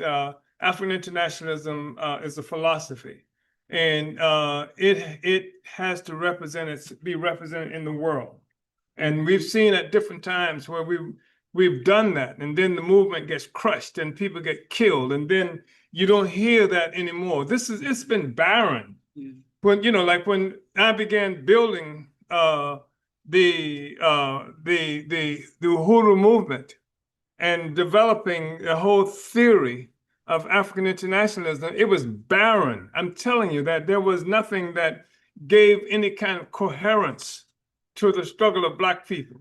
And this was a period after they had wiped out revolutionaries, et cetera, and then replaced revolutionaries with the garbage that substitutes for something theoretical. Even the music that we'd hear on the radio, et cetera, it was barren. And so now we are in the process of the culture being a reflection of the philosophy of revolution, a whole new period. And so that's the significance of what it is that you have contributed, and that we hear being contributed by other people who were asked to come and to do something particular and specific, and then how that resonated with all the people who were there.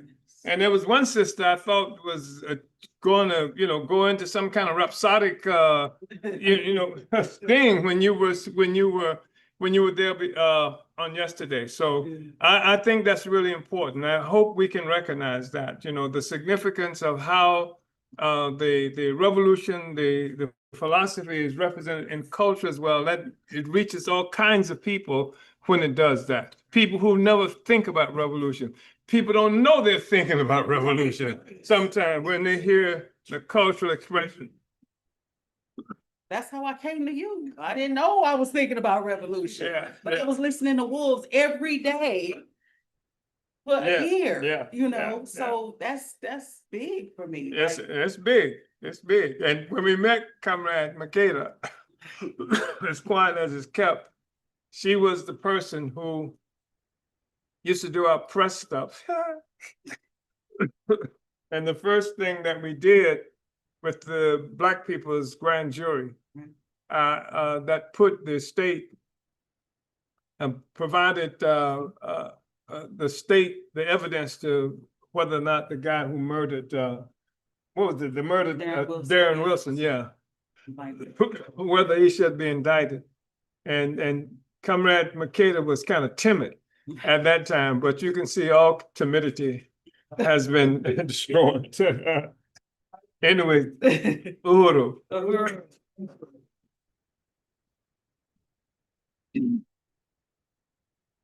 We've come pretty much to the close of today's meeting, but before then, I wanted to also be in unity with everybody else in recognizing the leadership of Comrade Deputy Chair Onazane Yeshitela and of Chairman Omali Yeshitela, the leaders of this movement here in St. Louis and around the world. And I wanted them to come up and share last words in the last few days in which we've come together. So Uhuru.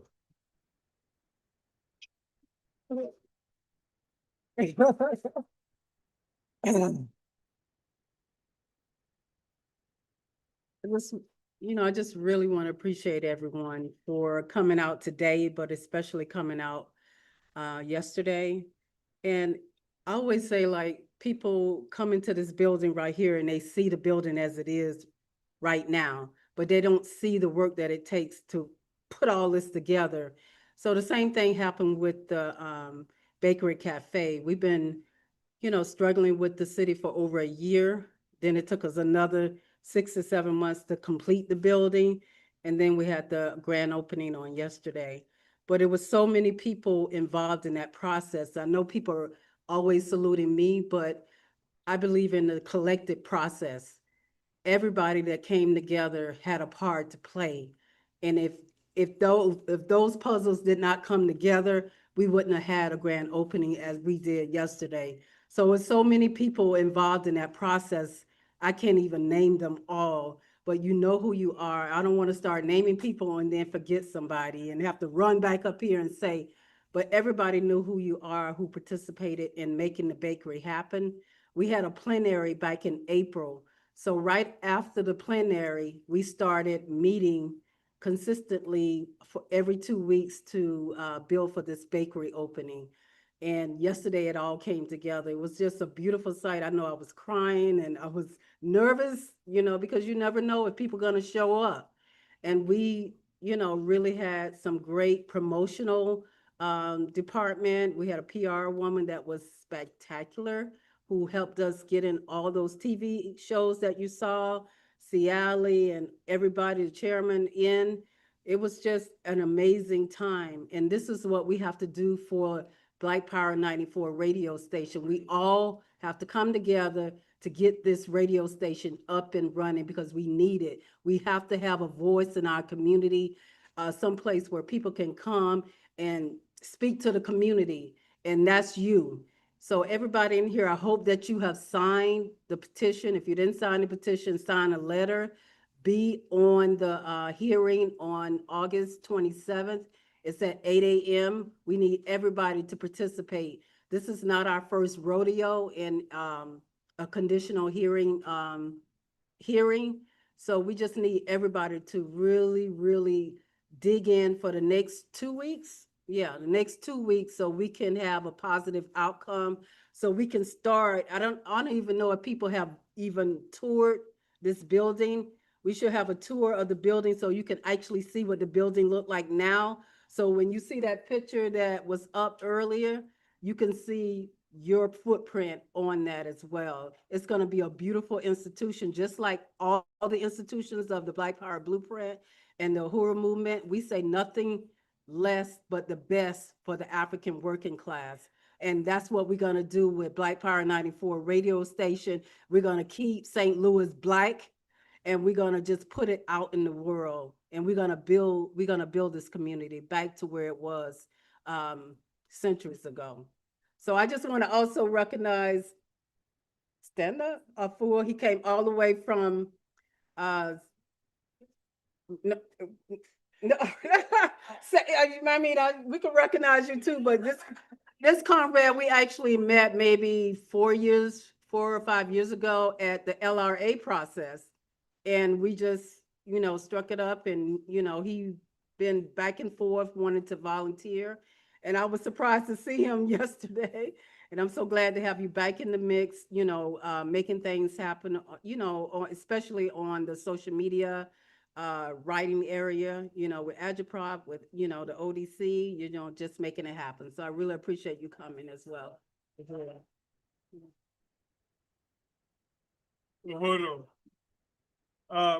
Brothers and sisters and comrades, we are now entering an extraordinarily important era of struggle. As you know, like all kinds of enhanced attacks are being made against Black people and oppressed people and colonized people around the world. And it's centered here inside the United States. And there's so much work that we have to do. We celebrating what just happened on yesterday and the other evidence of the Black Power Blueprint. But the Black Power, every success that we have like that also represents a greater contradiction for the state, which means that when we are successful in that fashion, we can anticipate more attacks from the state. The security for these institutions, the security for that bakery is African people in particular, but others who are working in these communities. Yes. So that there is an obvious demonstration of support and solidarity for all of the work that we're doing. People got to come into organization, got to come into active organization. That's what we want to see develop more and more from this place right here. I want to have people who are willing to play a role in building for the St. Louis Black Community Convention, so that Black people ourselves can come together and say, this is our agenda. We voted on it, we talked about it, we discussed it, we debated it, and what have you. This is our agenda. We have to be able to have an obvious participatory process through which the African people clearly are in charge of our own affairs, and that the state needs to be able to see that. Because if we keep building these institutions, I'm telling you, they will come for us. That's why they came for us in the first place, because we were building these institutions. So the protection for these institutions is the participation of the people on the ground in the real world. And we want to develop a greater capacity for being able to do that. We want you to bring your genius to this process and to help to do that. We want to create, even here for Aquaba Hall, the Uhuru House, the meetings that we have now, we want to actually develop a committee that would have the primary responsibility for making these meetings happen. You just like in the church, so to speak, you know, where in the church you might have a board, you might have deacons and all that. We got to create it right here. Who'll be responsible for making this happen? Who will go out in the world and build and bring people in? Who will organize our choir? Mm-hmm. Why is there no choir? Singing, what do they sing? Come out in the choir. What? This train. This train. So something like, this train don't take no sellouts. This train. Yeah. But we want to be able to have the Uhuru choir here. We've done it before. And, so we want to have a dynamic process here, because African people are not going to make a revolution unless it's got a beat. So this brother here, ask this brother. He'll tell you. I also want to recognize my daughter, Kenya Ishatella, and my granddaughter, Janaba, who came from St. Petersburg, Florida. I mean, they did an incredible job, and I just want to get them here permanently. Well, that means we want to have a Southern regional rep if they're here, but also my granddaughter, Akili Anai, and Sister Carol, who's here every Sunday. I mean, I know it's all right when I get here and see Carol. If she's not here, then I'm concerned about what the situation is, you understand? And so I just wanted to say that. It's so good, been a great meeting. And, we gotta let people eat, because they won't come back. They won't come back. Yeah, thank you so much. Uhuru. Whoop. The Uhuru children. Yeah, Tora and Amara and Nova.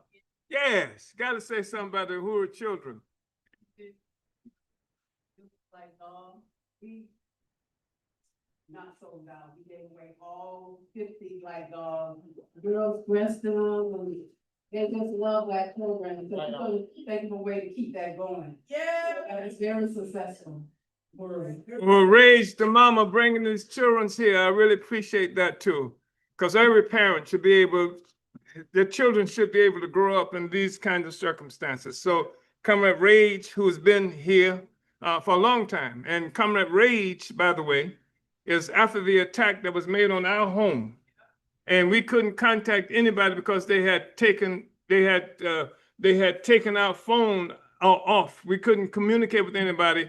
And we're trying to find folk and riding all around. We had just come from the Solidarity Center, and we were driving around by our house, and who did we run into? Here's Rage. Here's Rage being enraged, trying to find us. And the picture that you've seen, which was hours late, of the armored vehicle in front of our house and everything, Turin took those pictures when he was 10 years old. You know, so yeah, just wanted to say that these are just magnificent comrades, and thank you so much. We're going to grow a whole new generation of revolutionary African people who are committed to the freedom and dignity of our people, because there's no dignity at all in being a slave that's not resisting. You know, there's no dignity. There's no dignity there, and we require better than that. Right on. So folks need to eat, Bakri, otherwise they're going to start a revolution. Uhuru. No, I agree. So I don't know what's on the menu today, but I encourage anybody who's planning on coming back next week to get in touch with 4 Feet, so that you know what we're bringing next week. Because I know I'm gonna bring a pot of collard greens next week, and I want to see who's gonna do better than that. This bro cooks some good collard greens. Yeah. So anyway, we want people to make sure they bring. What you say, Sally? What did Sally say? I don't know. He said something and walked away. Oh, okay. He said the challenge. Yeah, me and Sally used to have a little. All right, then salmon croquettes. So we got salmon croquettes. We got greens next week. We want to hear from everybody. So see 4 Feet at the table. Let them know what you can bring too. So Uhuru comrades, fist up, fist up, fist up. Uhuru.